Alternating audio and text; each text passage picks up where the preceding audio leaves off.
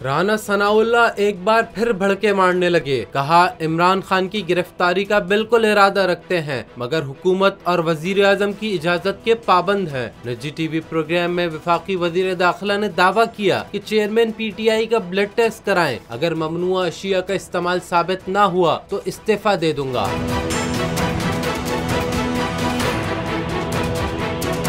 वफाकी वजीर दाखिला राना सनाउल्लाह ने धमकी दी कि ये आएं और इस्लामाबाद बंद करके दिखाएं, इनकी ऐसी तैसी कर दूंगा। राना सनाउल्लाह के एक बार फिर चेयरमैन PTI पर जाती हमले। इमरान खान की जाती जिंदगी पर कीचड़ उछालने लगे। सवाल किया कि क्या किसी को कोई शुबा है कि टेरियान वाइट इमरान खान की बेटी है। दावा किया कि जमायमा ने भी यही कहा है कि टेरियान वाइट इमरान खान की बेटी है।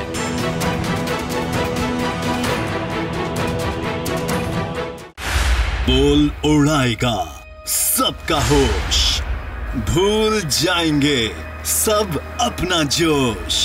देखिए पाकिस्तान की सबसे बड़ी PSL ट्रांसमिशन सकलैन मुश्ताक, रमीज राजा, सुहेब अलवी, जमील फारूकी और फहीम खान के साथ खेल का जुनून रोजाना रात 11 बजे सिर्फ बोल न्यूज पर। सब्सक्राइब करें और बेल दबाएं ताकि कोई खबर रह न जाए।